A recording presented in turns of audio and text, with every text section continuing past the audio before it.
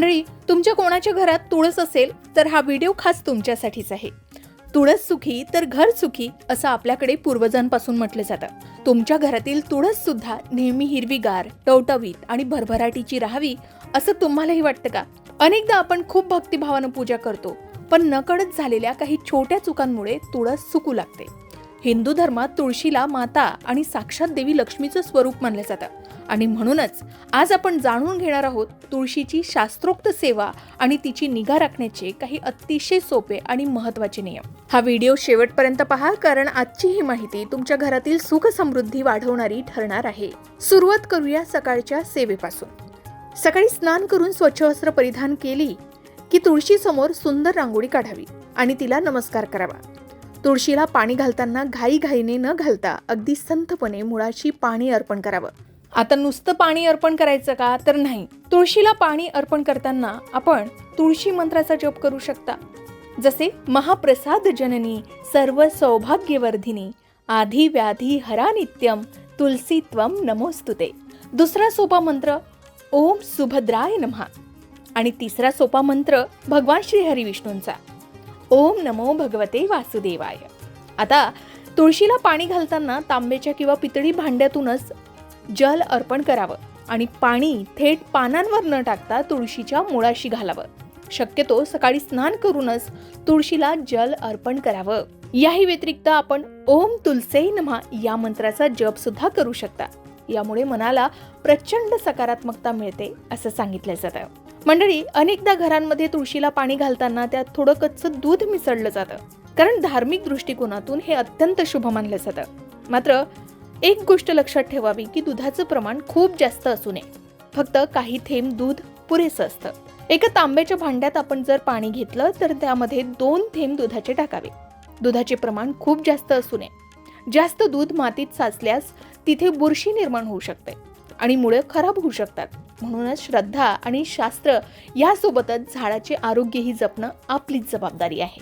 आता काही घरात फिकट हिरव्या पानांची तुळस असेल, ज्याला राम तुळस असं म्हणतात, तर काहींच्या घरात गडद जांभळट पानांची श्यामा तुळस असेल. मात्र या दोन्ही तुळशीत काहीही संभ्रम ठेवू नये. दोन्ही तुळशी तितक्याच पवित्र आहे. तुमच्या घरात जी कोणती तुळस असेल तिची पूजा समान श्रद्धेने करा. आता तुळशीला जेव्हा आपण जल अर्पण करतो आणि हे जल वाहून झालं तर तुळशी वृंदावनाला आवर्जून हळद कुंकू आणि अक्षता अर्पण कराव्यात. यामुळे देवी लक्ष्मीची कृपा आपल्या कुटुंबावर राहते अशी श्रद्धा आहे. त्यानंतर तुळशीला 3, 5, 7 किंवा 11 प्रदक्षिणा आवर्जून घालाव्यात आणि प्रदक्षिणा घालताना विष्णू नामस्मरण किंवा मंत्र जप आवर्जून म्हणावा.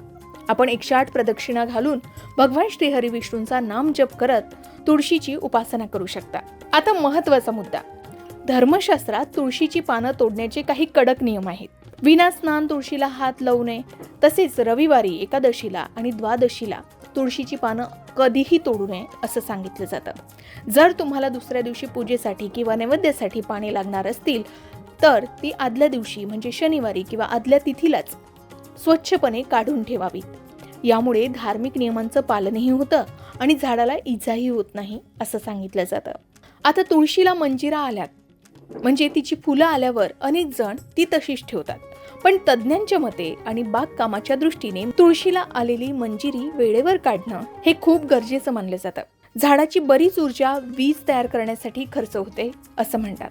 मंजिरी काढल्याने ती ऊर्जा नवीन पाने आणि फांद्या वाढवण्यासाठी वापरली जाते. त्यामुळे तुळस अधिक दाट आणि हिरवीगार राहते. पण हो, मंजिरी काढताना त्याचा अपमान होणार नाही याची काळजी घ्यावी.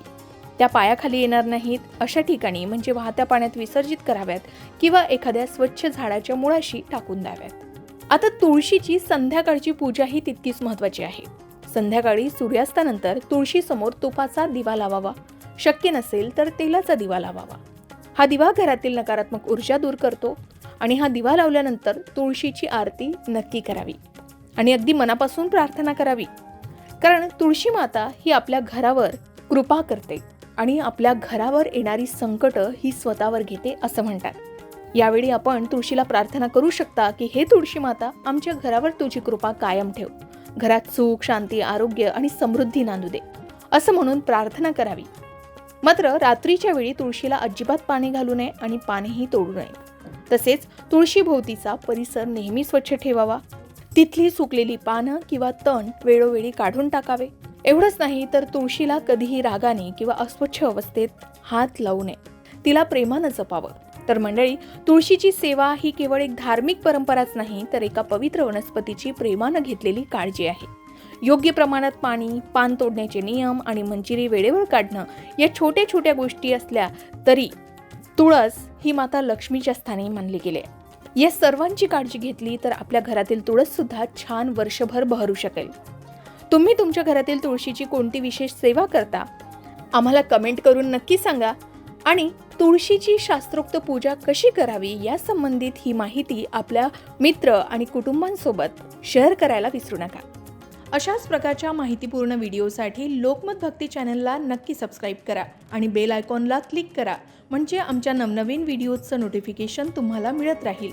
तसेच योग्य आध्यात्मिक मार्गदर्शनासाठी लोकमत भक्तीच्या फेसबुक पेज आणि इन्स्टा पेजला लाईक आणि फॉलो करायला विसरू नका.